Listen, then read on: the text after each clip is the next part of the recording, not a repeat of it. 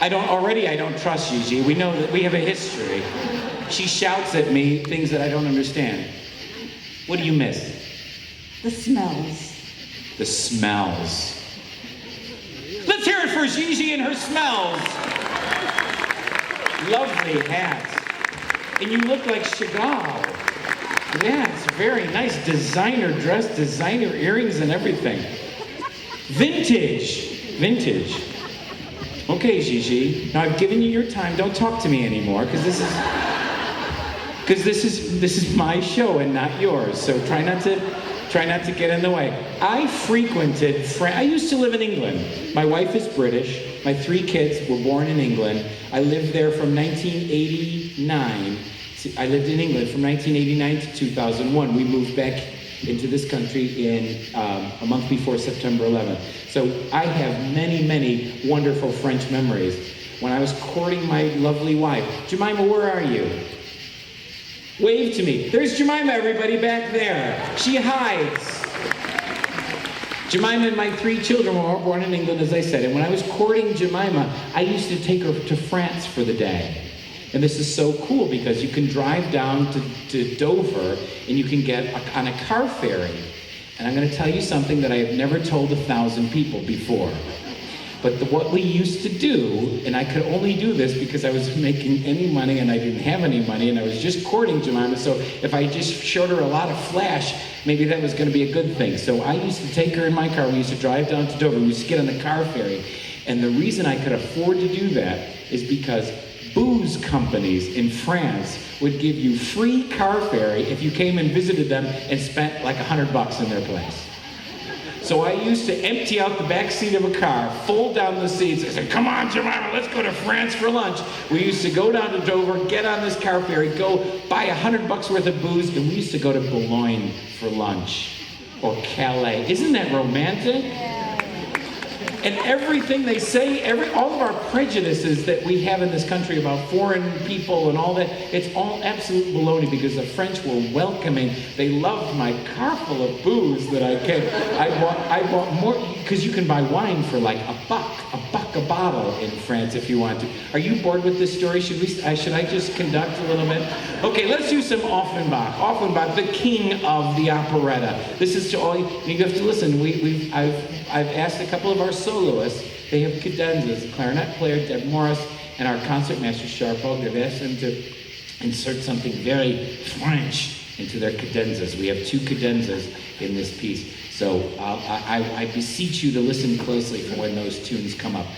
And of course, the biggest tune from Offenbach's Orpheus and the Underworld is the can-can that ends the piece. So hope you enjoy it.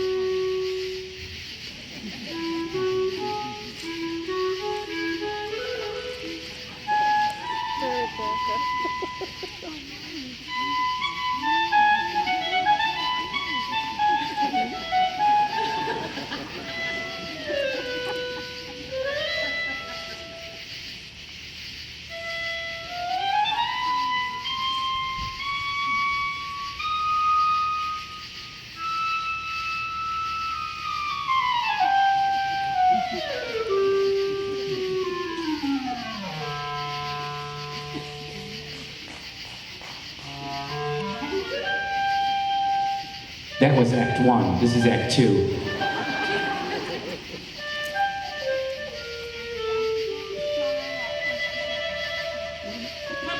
Ladies and gentlemen.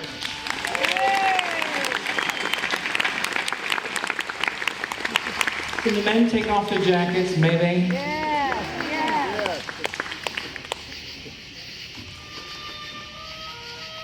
Popcorn one box. Popcorn.